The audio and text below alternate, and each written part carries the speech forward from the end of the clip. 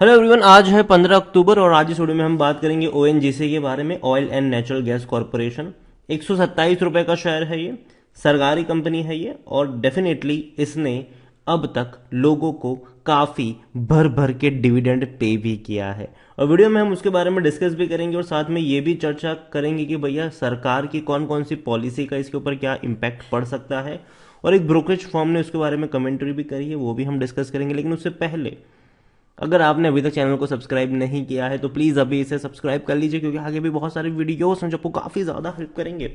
तो ओएनजीसी 127 रुपए का ये शेयर है, और एक महीने में अगर आप देखो तो इससे पहले 122 पे आया था, ये वापस तेजी दिखा के 134 पे गया, वापस अब ये टूट रहा है, नीचे की तरफ आ रहा है। और अगर ये नीचे आता है तो खरीदारी के मौके ज़रूर बनेंगे, और शायद ये थोड़ा बहुत नीचे आ भी सकता है। यहां पर अगर आप एक साल के बारे में देखो तो 21% की गिरावट है। कहां से टूट कर आया है ये? तो भाई साहब 185 रुपए से टूट कर नीचे आया है, और इससे पहले भी ये 120 रुपए तक गया था, फिर वापस तेजी दिखाकर 140 तक गया, वापस 120 के करीब पहुंचा, वापस तेजी दिखाई, वापस अभी नीचे आ रहा है। यहां पर अगर आप 5 साल की भी बात करोगे तो 30% की गिरावट है। लगातार ये टूट रहा था। कोविड में तो हालत और ज्यादा खराब हो गई थी इसकी, कोविड में तो हालत और ज़्यादा खराब थी, लेकिन दोबारा अच्छी खासी रफ्तार इसने दिखाई, बेहतरीन तेज़ी थी, टूटा ज़रूर। और देखो, पहली चीज़ तो ये कि ये जो कंपनी है ना, अगर आप लॉन्ग टर्म का चार्ट देखोगे तो भी आपको उतना बड़ा ग्रोथ देखने को नहीं मिलेगा। क्योंकि अगर हम देखें तो ये 2007 में भी एक 200 रुपए के आसपास ट्रेड कर रहा था। बिखरा तेज़ी बनी, बिखरा तेज़ी बनी, बिखरा तेज़ी बनी, ये चीज़ चलती रही यहाँ पर, ठीक है। लेकिन जो पैसा बना है वो लोगों का बना है यहाँ पर डिविडेंड के थ्रू, ठीक है। डिविडेंड के थ्रू ज्यादा पैसा बना है लोगों का।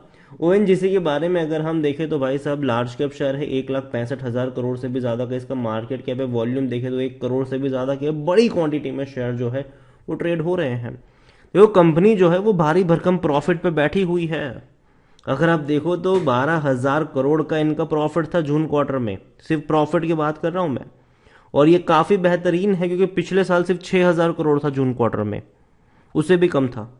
यहां पर इनका जो रेवेन्यू आया है वो 1,80,000 करोड़ से भी ज्यादा का है, जो पिछले साल 1,08,000 करोड़ था।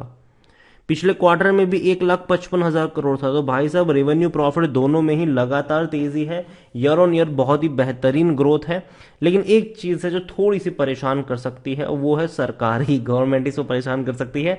और यहां पर यह कि ओएनजीसी और ऑयल इंडिया वो आने वाले दिनों में फोकस में रह सकते हैं, क्योंकि गवर्नमेंट जो है वो सोच रही है कि भैया गैसेस पे टैक्स को इम्पोज किया जाए। यहां पर देखें कि government is looking to impose a windfall tax on gas. According to the media reports, gas is use as a feedstock for fertiliser production because of the higher price. Government is, अगर आप देखोगे तो यहां पर कोशिश कर रही है कि यहां पर थोड़ा सा टैक्स लगाया जाए। और from October 1 domestic gas price was revise by 40%, ठीक है। And ONGC and Oil India were the biggest beneficiaries of this rise in gas price as they produce most of the gas in India. However, the implementation of the windfall tax on the gas will cap the profits of oil producer. और यहाँ पर वही सारी चीजें हैं। देखो, impact हो सकता है यहाँ पर, लेकिन फिर भी अगर आप देखें तो एक दिग्गज ब्रोकरेज फर्म की कमेंट्री आईसीआईसीआई सिक्योरिटीज ने कहा है कि भैया खरीदो। ओएनजीसी 185 रुपए का टारगेट भी दिया है। मेरी क्या कमेंट्री है, मैं क्या सोचता हूँ, वो भी मैं आपको इस वीडियो में आगे बताऊंगा। प्रमोटर के पास 58.89% की होल्डिंग है। प्रमोटर कौन है भैया? सरकार है। ये प्रमोटर्स एक भी शेयर गिरवी नहीं है। यहां पर देखो तो 9.97 एफआईएल्स के पास है, 7.13% म्यूचुअल फंड के पास है, 10.41% इंश्योरेंस कंपनी के पास है। यहां पर अगर आप देखो तो एलआईसी 9.64% की होल्डिंग लेकर बैठी हुई है। और भाई साहब यहां पर जैसे कि मैंने पहले कहा, जो कि जो पैसा बना है वो डिविडेंड के थ्रू बना है। यहां पर 100% लोग कह रहे हैं according to Moneycontrol user की खरीदो। मेरी खुद की बाइंग की रिकमेंडेशन है, अगर यहां से ये थोड़ा सा भी नीचे जाता है तो। यहां पर अगर आप देखोगे तो इनके रेवेन्यू में बहुत बड़ी तेजी हमें देखने को मिली थी फाइनेंशियल ईयर 2022 में, और अब ये और बड़ी तेजी दिखा सकता है, क्योंकि ऑलरेडी 2 लाख करोड़ के आसपास का इनका रेवेन्यू क्वार्टरली हो सकता है। प्रॉफिट की भी अगर आप बात करोगे तो भाई साहब प्रॉफिट और बड़े बेहतर आपको देखने को मिल सकते हैं आने वाले दिनों में, और ये बहुत अच्छी बात है। ओएनजीसी को लेकर अब बेहतरीन प्रॉफिट कमाया है इस कंपनी ने। और जहां तक बात करें हम, जो इनकी मेन चीज है, जो मैंने पहले भी कहा था कि यहां पर वो चीज काफी ज्यादा मायने रखती है, और वो है डिविडेंड। यहां पर इसने इस साल 2 बार आपको डिविडेंड भी पे किया है, 1 रुपये 75 पैसे, फिर 3 रुपये 25 पैसे का। पिछले साल 3 बार पे किया था, 1 रुपये 75 पैसे, 1 रुपये 85 पैसे, 5 रुपये 50 पैसे। इस बार अभी शायद हो सकता है कि नवंबर में आपको दोबारा डिविडेंड पे करे और भारी भरकम डिविडेंड पे कर सकता है ये। ओएनजीसी को लेकर अगर आप देखोगे बोनस की जहां तक मैं बात करूं तो भाई साहब बोनस भी पे किया है इसने 2016, 2010, 2006 में। ओएनजीसी देखो महंगा तो नहीं है अभी भी, 3.5 का पी रेशियो, सेक्टर पी भी 12 के आसपास था, मतलब है अभी भी, मतलब कि सस्ता तो है पहली चीज अभी इस प्राइस पर।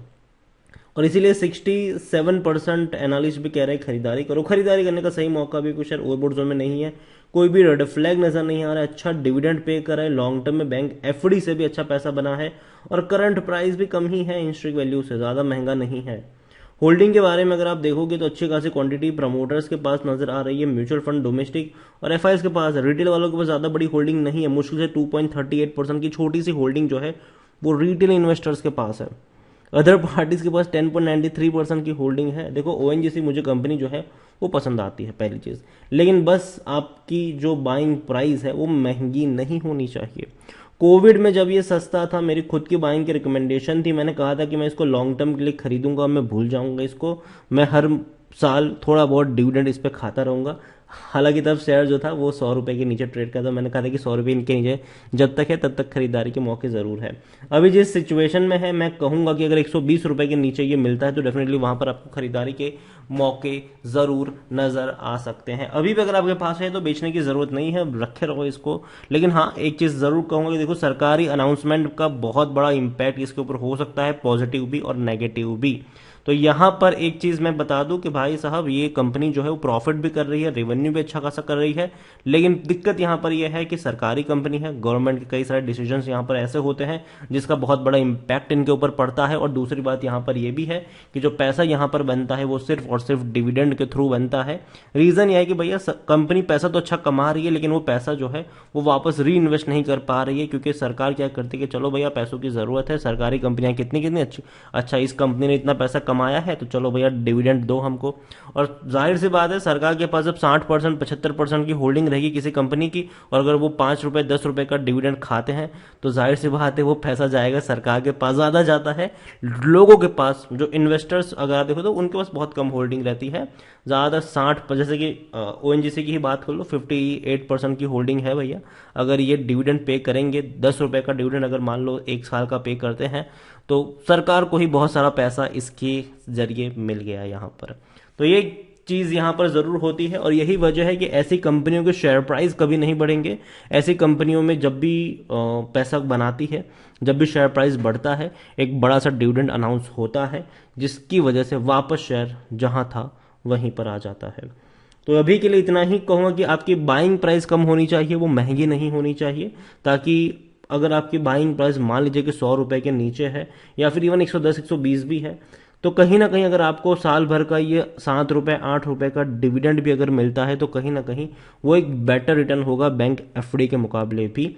और जब भी सस्ता होगा खरीदारी के मौके यहाँ पर जरूर बनेंगे। और मैं यही कहूंगा कि चाहे कंपनी ओएनजीसी हो या इंडियन ऑयल हो, आपकी बाइंग प्राइस हमेशा कम होनी चाहिए। जब भी टूटेंगे खरीदारी के मौके बनेंगे, बर्बाद होने वाली कंपनियां ये कभी भी नहीं है। और डेफिनेटली डिविडेंड से ही पैसा बनेगा, प्राइस बढ़ने से तो इसकी प्राइस बढ़ ही नहीं सकती, पहली चीज़ तो ये। तो वीडियो को यहीं पे एंड करूंगा, पसंद आया हो तो लाइक करो, शेयर करो, चैनल पर अगर पहली बार है तो प्लीज़ सब्सक्राइब करें। और ओएनजीसी के बारे में आप क्या सोचते हैं वो भी आप मुझे कमेंट में लिखकर बता सकते हैं। Thank you.